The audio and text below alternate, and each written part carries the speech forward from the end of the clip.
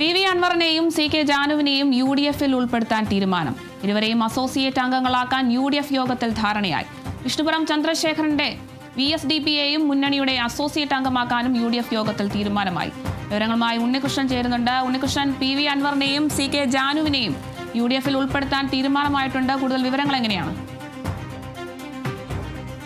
തീർച്ചയായും UDF യോഗത്തിലാണ് ഇത് സംബന്ധിച്ച് ധാരണയായത്. എന്തായാലും പി.വി. അൻവർ UDF-ലേക്ക് വരുന്നുവെന്ന് തന്നെയാണ് എടുത്തു പറയേണ്ട ഒരു കാര്യം. അതോടൊപ്പം തന്നെ സി കെ ജാനുവും വരുന്നുവെന്നതാണ് പ്രധാനമായും ചൂണ്ടിക്കാണിക്കേണ്ട ഒരു കാര്യം. കൂടാതെ കേരള കോൺഗ്രസ് എമ്മിൻ്റെ കാര്യത്തിൽ ഒരു അതൃപ്തി ജോസഫ് വിഭാഗത്തിനുണ്ട് എന്നതാണ് എടുത്തു പറയേണ്ടത്. എന്തായാലും അതുമായി ബന്ധപ്പെട്ട് ആരെയും അങ്ങോട്ട് പോയി ക്ഷണിക്കേണ്ട എന്നൊരു നിലപാടാണ് UDF-നുള്ളത് എന്നതാണ് പറയേണ്ട ഒരു കാര്യം. ഈ പി.വി. അൻവറിനെ അതോടൊപ്പം തന്നെ സി കെ ജാനുവിനെയും അസോസിയേറ്റ് അംഗങ്ങളായി നിലനിർത്താനാണ് ഒരു ധാരണയിലേക്ക് എത്തിയിരിക്കുന്നത്. നമുക്കറിയാം, നേരത്തെ NDA-യിൽ വലിയ രീതിയിലുള്ള അതൃപ്തി ഉണ്ടാകുന്ന സാഹചര്യം ഉണ്ടാകുന്നത്. അതേ തുടർന്നാണ് സി കെ ജാനു NDA-യിൽ നിന്ന് പുറത്തു വരുന്നത്. അതിന് പിന്നാലെ പി.വി. അൻവറും LDF-ൽ നിന്ന് പുറത്തു വരുന്ന സാഹചര്യം, LDF-ൽ വലിയ വിമർശനങ്ങളെല്ലാം തന്നെ മുഖ്യമന്ത്രിക്കെതിരെല്ലാം തന്നെ ഉന്നയിക്കുന്ന സാഹചര്യം, കൂടുതൽ ആരോപണങ്ങൾ ഉന്നയിക്കുന്ന സാഹചര്യം. അതിന് പിന്നാലെ LDF-ൽ നിന്ന് പി.വി. അൻവറും പുറത്തേക്ക് വരുന്നു. തുടർന്നാണ് UDF-ന്റെ ഒപ്പം നിൽക്കാനുള്ളൊരു സമീപനം പി.വി. അൻവറിൻ്റെ ഭാഗത്തു നിന്ന് ഉണ്ടാകുന്ന. തെരഞ്ഞെടുപ്പുമായി ബന്ധപ്പെട്ടുള്ള സാഹചര്യങ്ങളെല്ലാം തന്നെ അത് കണ്ട ഒരു കാര്യം കൂടിയാണ്. ഇതെല്ലാം കൂടി കണക്കിലെടുത്തുകൊണ്ടാണ് ഈ രീതിയിലൊരു നീക്കം ഉണ്ടായിരിക്കുന്നതെന്നാണ് പറയേണ്ടത്. അതോടൊപ്പം തന്നെ വിഷ്ണുപുരം ചന്ദ്രശേഖരനും UDF-ന്റെ ഭാഗമാകും എന്നൊരു കാര്യം കൂടി വന്നിരുന്നു. ഈ ഒരു ഘട്ടത്തിൽ വിഷ്ണുപുരം ചന്ദ്രശേഖരൻ്റെ ഒരു പ്രതികരണം ഉണ്ടായെന്നതാണ് പറയേണ്ടത്. അദ്ദേഹം പറയുന്നത് UDF-ലേക്കില്ല എന്നതാണ് പറയേണ്ടത്. താൻ ഒരിക്കലും അപേക്ഷ നൽകിയിട്ടില്ല. അങ്ങനെ അപേക്ഷ നൽകിയിട്ടുണ്ടെങ്കിൽ അത് പുറത്തുവിടണം എന്നൊരു കാര്യം കൂടിയാണ് അദ്ദേഹം ഒരു പ്രതികരണമായി വന്നിരിക്കുന്നത്. എന്തായാലും വിഷ്ണുപുരം ചന്ദ്രശേഖരൻ UDF-ലേക്കില്ല എന്നൊരു പ്രതികരണം ഈ ഒരു ഘട്ടത്തിൽ, അതായത് UDF-ന്റെ പ്രതികരണം വന്നതിന് ശേഷം ഇപ്പോൾ പ്രതികരിച്ചിട്ടുണ്ടെന്നതാണ് ചേർത്ത് പറയേണ്ട ഒരു കാര്യം. എന്തായാലും UDF-നെ സംബന്ധിച്ച് വരാനിരിക്കുന്ന നിയമസഭാ തെരഞ്ഞെടുപ്പുമായി ബന്ധപ്പെട്ട് നേരത്തെ ഒരു ഒരുക്കത്തിലേക്ക് കടക്കാനാണ് UDF-ന്റെ തീരുമാനം. ഇതിന് മുന്നോടിയായാണ് ഒരു മുന്നണി വിപുലീകരിക്കാനുള്ള നീക്കത്തിലേക്ക് എത്തിയത്. കൂടുതൽ ശക്തിയായി തന്നെ പ്രചരണ രംഗത്തേക്ക് എത്തുക എന്നത് തന്നെയാണ് ഇതിലൂടെ ലക്ഷ്യമിടുന്ന ഒരു കാര്യം. എന്തായാലും അതിൻ്റെ ഭാഗമായി തന്നെയാണ് പി.വി. അൻവറിനെയും സി കെ ജാനുവിനെയും UDF-ലേക്ക് എടുക്കാനുള്ള തീരുമാനത്തിലേക്ക് വന്നത്. എന്തായാലും കേരള കോൺഗ്രസ് എമ്മുമായി അങ്ങോട്ടേക്ക് പോയി ചർച്ചയില്ല എന്നൊരു നിലപാടാണ് UDF സ്വീകരിക്കുന്നത്. കൂടാതെ സീറ്റ് വിഭജനം അടക്കം ജനുവരിയിൽ പൂർത്തിയാക്കി പ്രചരണ രംഗത്തേക്ക് കടക്കാനാണ് മുന്നണി ലക്ഷ്യമിടുന്നത്. എന്തായാലും കഴിഞ്ഞ ഓഗസ്റ്റിലാണ് സി കെ ജാനുവിൻ്റെ നേതൃത്വത്തിലുള്ള ജനാധിപത്യ രാഷ്ട്രീയ പാർട്ടി NDA വിട്ടത്. NDAയുടെ പ്രധാന ഘടകകക്ഷിയായി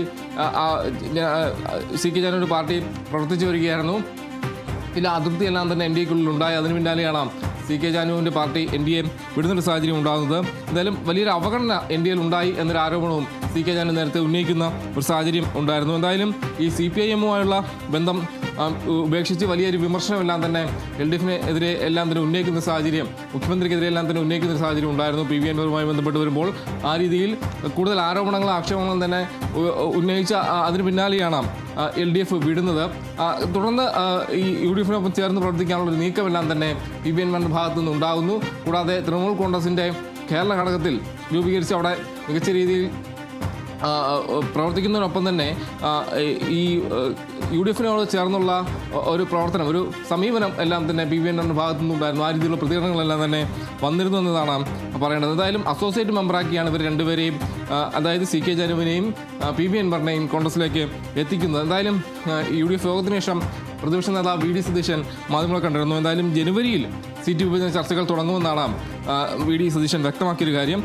ഘടകകക്ഷികളുമായി ജനുവരി 15 മുതൽ ചർച്ചകൾ തുടങ്ങും. കൂടാതെ UDF ആരുമായി ചർച്ചയ്ക്ക് പോകുന്നില്ലെന്നും VD സതീശൻ കൂട്ടിച്ചേർത്തു. കൂടാതെ നിയമസഭാ തെരഞ്ഞെടുപ്പിന് മുമ്പ് ഒരു കേരള യാത്ര ഉണ്ടാകുമെന്നും VD സതീശൻ പ്രതികരിച്ചിട്ടുണ്ട്. എന്തായാലും വലിയൊരു നീക്കം, മുന്നണി വിപുലീകരണത്തിലേക്ക് തന്നെ UDF എത്തിയിരിക്കുന്നു. വലിയ ആത്മവിശ്വാസം ഈ തദ്ദേശ തെരഞ്ഞെടുപ്പിൻ്റെ ഫലത്തിന് പിന്നാലെ UDF-നുണ്ടായെന്ന് തന്നെയാണ് ഇതിലൂടെ വ്യക്തമാക്കുന്നത്. എന്തായാലും ഒരു മുഴം മുന്നേ UDF എറിഞ്ഞിരിക്കുന്നു എന്നതാണ് പറയേണ്ട ഒരു കാര്യം. ആ രീതിയിൽ മുന്നണി വിപുലീകരണം നേരത്തെ പൂർത്തിയാക്കി, സീറ്റ് വിഭജനം അടക്കം നേരത്തെ പൂർത്തിയാക്കി നിയമസഭാ തെരഞ്ഞെടുപ്പിലേക്ക് ഒരുങ്ങുകയാണ് UDF എന്നാണ് പറയേണ്ടത്. മുന്നണി ഒറ്റക്കെട്ടാണെന്നൊരു സന്ദേശത്തിലൂടെയാണ് അവർ മുന്നോട്ട് പോകുന്നത്. ആ രീതിയിൽ പി.വി. അൻവറിനെ അതോടൊപ്പം തന്നെ സി കെ ജാനുവിനെയും മുന്നണിക്കൊപ്പം ചേർത്തിരിക്കുന്ന, അസോസിയേറ്റ് അംഗങ്ങളായി തന്നെ ചേർത്തിരിക്കുന്നതാണ് പറയേണ്ട ഒരു കാര്യം. അതേസമയം വിഷ്ണുപുരം ചന്ദ്രശേഖരൻ നേരത്തെ UDF-ന്റെ ഭാഗമാക്കും എന്നാണ് UDF നേതൃത്വം പറഞ്ഞത്. പക്ഷേ അതിൽ ഒരു പ്രതികരണവുമായി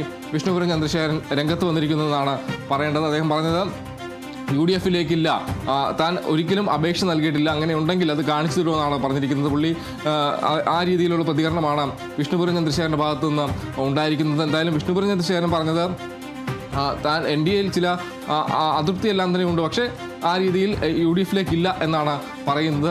അത്തരത്തിലുള്ള പ്രതികരണമാണ് വിഷ്ണുപുരം ചന്ദ്രശേഖരൻ്റെ ഭാഗത്തു നിന്ന് ഉണ്ടായിരിക്കുന്നത്. വ്യക്തമാണ് ഉണ്ണികൃഷ്ണൻ. വിവരങ്ങൾ നൽകിയത് KC ഉണ്ണികൃഷ്ണനാണ്.